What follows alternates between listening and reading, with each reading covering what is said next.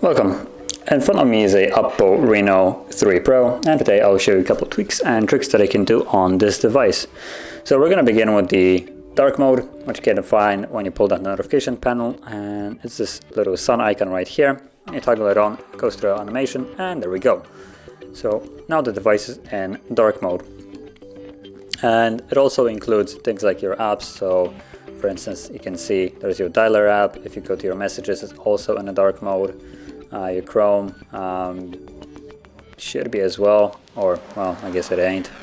But yeah, majority of the pre-installed apps that are from OPPO will be in dark mode, while every other app will most likely need to have some integration with it to work correctly. But yeah, now if you want to disable the dark mode, all you do is just toggle it back on, and there we go, it's back to normal. Then the second thing that I want to show is the refresh rate. So this display actually comes with a 90 Hz refresh rate, so you can actually have more data being displayed per second as you would normally do. And I'm not really sure how to explain it without really showing it, because even if I change it, which if you want to set it up, it's going to be under display and screen refresh rate right here. So there we go, you set it to 90, and now it's going to be smoother basically. So the way I could explain this is, imagine a slideshow, and as you normally have slides, imagine that for each second you get 60 slides. That's basically the normal refresh rate of the display. So you have 60 images being displayed per second when you're moving. So every second, whatever we're doing, you have 60 different changes on a screen. But if you change it to 90, that basically goes from 60 to 90 slides. So you have more content being shown on a screen more frequently. That's making, well, for instance, scrolling seem much more smooth and just kind of like fluid. And this is basically system-wide, so everything you do will have that nice feel. Really highly advised to try it out if you have never experienced this before. It does make, in my opinion, a difference. Then moving on, we're gonna go into swipe down for notifications. So when you slide down, you get this search option, and this will substitute the search option. So if you want to have that one, then if you prefer to use the search, then the tweak isn't really for you. But if you rather have the swipe down for notification panel, so you don't actually have to go all the way to the top to get the notification panel, then you can try that out. So again, let's go into the settings, and from here we're going to go into home screen right here, and then let's go, there we go, it's right here. Swipe down for home screen, and you have global search or notification center. Check that on, and now you can see that we can slide the notification panel from basically below the screen, and it will open up from anywhere you slide down. So just a nice change in my opinion. I rather have the notification panel than the search.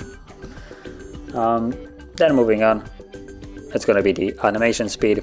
Now on this device, in my opinion, the animation of, like, as you can see, this specifically is a bit too long, and overall I just like to have everything fast. So to change the animation speed, we're gonna go into about phone. Oops, not what I wanted. So about phone, there we go. Then go into version right here, and you'll have the build number. Tap on that 7 times. Now this will pop up if you have some kind of protection, which I do, as you can see. So you'll need to confirm it, and then you will get you are now in developer mode.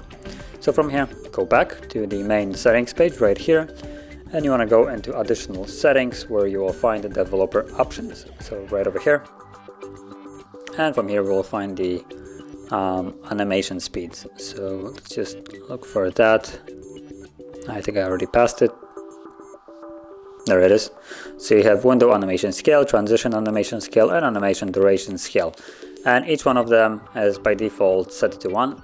So if you set it to 2.5, this will be twice as fast of an animation, which you can see right now. It's already way faster than it was before, but you can also go a little bit crazier and set it all to off, and this will remove the animation altogether and everything is now instant. So this is more if you want to stop wasting time and waiting for the animation and have everything be basically shown instantly. And the last thing that I want to show is the split screen option. So simply it allows you to multitask, and how you do it is, for instance, you open up a app, and the first app you open, you can then go to recent, tap on the 2 dots right here and go into split screen. So the first app, like I said, that you go into split screen with will be on top, and then all you need to do is open up a different app that you wish to open. Like for instance, there's YouTube as an example, that's what I'm going to use. And now you could use something on do something on your browser while still listening, for instance, to music or watching some video. Probably better position would be for YouTube to be on top, so that's probably how you would open that first. And also one more thing that I want to mention is not every app is supported in split screen. So for instance, I believe camera probably won't be. So if you encounter an app that isn't, it's going to close the split screen function. So as you can see now, camera went to full screen and everything is the browser that was on top is gone. So you would have to just reopen that. But that is basically how you use the split screen. So if you found these tweaks and tricks helpful, don't forget to hit that like button, subscribe, and thanks for watching.